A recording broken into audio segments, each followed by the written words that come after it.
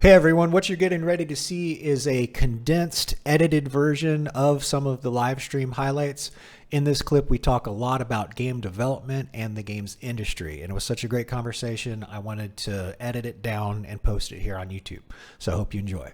Our way over to the lovely security kiosk, and you'll notice, yes, just over here, underneath exactly where the ship technician is standing, is a suspiciously placed box. And in this box is, yes, 72,000 credits. We can take that, and it's technically not stealing. Just like that, we now have 188,000 credits in the bank. Technically, from this point on, I think if we were to exit and reload the game, this inventory would reset, and we'd get even more money from it. But for now, I think we've done a good job robbing this man blind. So it's over to our next little. How are these things in big games? Well, there is a thing called quality control in the software development industry. There's a thing called quality control or quality assurance, QA, and their QA practices are not. The fact that and the other thing is the engine that they built Starfield in is just a continuation of the creation engine. They just named it something different.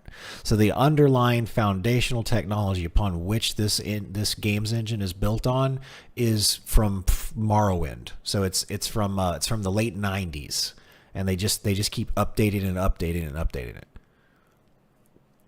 Well, there's it's Bethesda. It's been a running joke. That's one of the things that I'm going to touch on in the video essay about Skyrim and the games industry that I'm going to release in tandem with the Skyrim music video. Like I'm going to talk about these things in we'll read the viewer into these software development and project management terms and terminology and why they're industry standard and show how they're not being followed. Basically, yeah, it's the same engine as Morrowind, Oblivion, Fallout 3, Fallout New Vegas, Skyrim, Starfield. It is the same engine. It is the same engine. That's why I could guess that the exploit was going to be getting the inventory from an invisible box or an inventory box below the level mesh. I mean, they've made updates, you know. They did do some updates to it. They did improve it used to be like a 32-bit executable. Now it's a 64-bit executable. That was the big difference from the original version of Skyrim. It was a 32-bit executable, and it could only use 4 gigs of RAM total. And the special anniversary edition is 64-bit executable and does not have those limitations. That's one of the reasons I can do the music video project, is because back when I tried to do this in 2014, 2015, it kept crashing on me because it could only use 4 gigs of RAM. Even though I had a computer with a lot more than that. So with a video card that had 4 times that. So, it is absolutely a mess.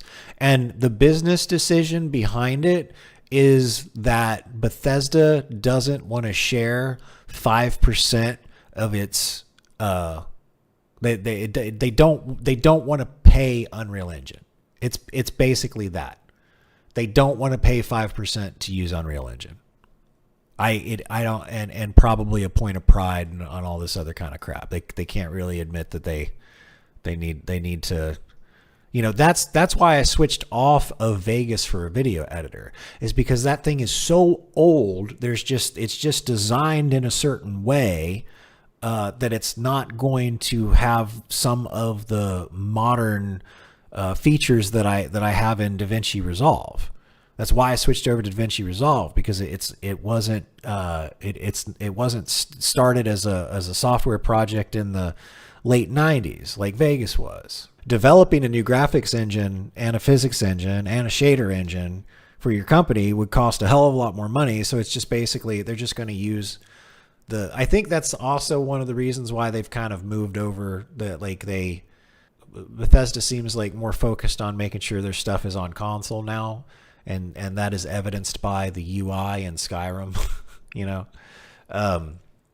because they're not like a PC focused company anymore. They've been riding their own coattails for the last decade and a half. Take the money already. An executive suit? Yeah, 5% ain't much to you and me because we want quality and we want functionality, but the people over at Bethesda making the decisions, all they care about is money. And they don't want they're like, oh, 5%? No, we're not going to give 5% because they have to answer to their shareholders. Their shareholders are like, nope, use what you got. Don't spend, update it a little bit, but don't spend a bunch of money making a new engine, and don't spend 5% using somebody else's engine. You just, you don't need new graphics shader engine. We have graphics shader engine at home. That's what their shareholders are saying. Yeah, because back in the day when all the great stuff was coming out, you had people that were passionate making the games. And then gaming became a bigger industry than Hollywood and the film industry, and all the people that their thing is making money. It's like there's people out there that are really good at making money, and you give them money and they can make even more money with it. And that's what they're good for. But, let's see how much did it cost to make Starfield? Okay, so they had a budget of $400 million and 500 devs and worked on it for 7 years. So, let's see. How much would it cost to make a new graphics engine complete with physics and shaders? Physics and shader engine.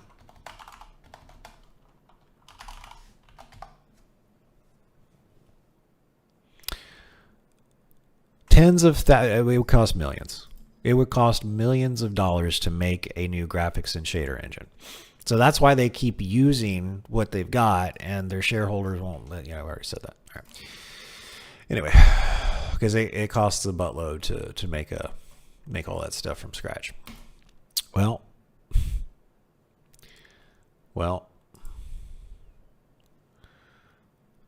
there are now 4,800 players playing Starfield. 4,811 players playing Starfield. When the game first came out, it peaked at 331,000 concurrent players. And that was in September of 2023. And a month later, it had dropped down to 43,000. And then past the holiday season, it was down to 20,000. And then it went down to 10,000 in March. And just kept dropping off players.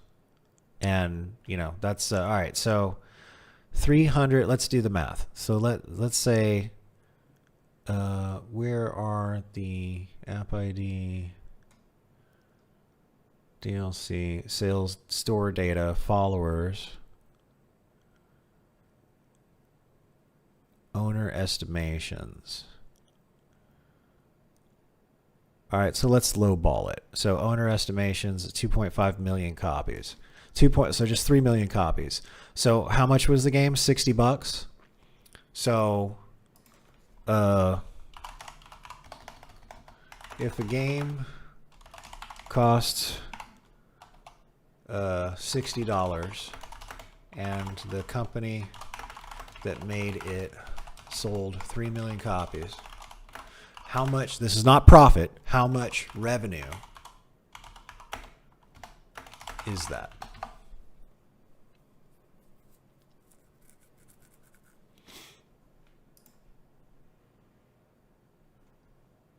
The total revenue is $180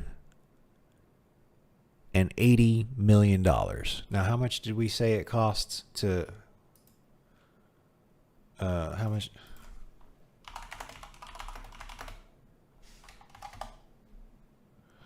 Oh, okay. So they spent 7 years and $400 million. And here's the thing: those 500 devs, they don't care. They got paid. They got a paycheck. You know what I mean? They're working on the next project right now. They're just gonna keep going. Budget was for, okay, so for 400 million and you had 500 devs, and then you turn around and release a game and it only makes 180 million.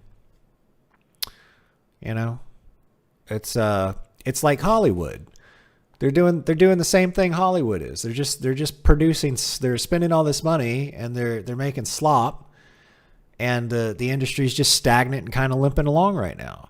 And their consumers are to blame too. Like the 3 million people bought the damn game. That, in my opinion, especially for the quality of it that we're watching here, that's 2 million too many. You know what I mean?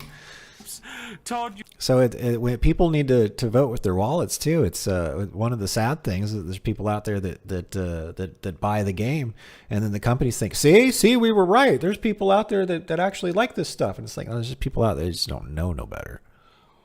But let's actually, I want to see. Let's look at Skyrim. Skyrim, I think it's the special edition. Okay. So there's currently 30,000 people playing the Skyrim special anniversary edition. And there's anywhere between 9 to 18 million people that own a copy of the game. So, you know, and I'd say that they have the modding community to thank for this. And then Skyrim itself, like I said, they did a lot of things right. With Skyrim. They got a lot of things right. They got a couple things really, really wrong, but they got a lot of things right. And the fact that you can mod the game, that's probably one of the reasons why it's definitely so popular, because you can fix a lot of the problems with that game. It seems like with Starfield, people just didn't even bother. There wasn't enough there for people to care enough to really mod it and do stuff like they did for Skyrim. That's why I still say Skyrim is one of the most immersive games out there. And that's why I am modeling my game development project off of like Skyrim as the baseline. So everything Skyrim's got and more. That's my base. Skyrim is the baseline, and then we build everything on top of it.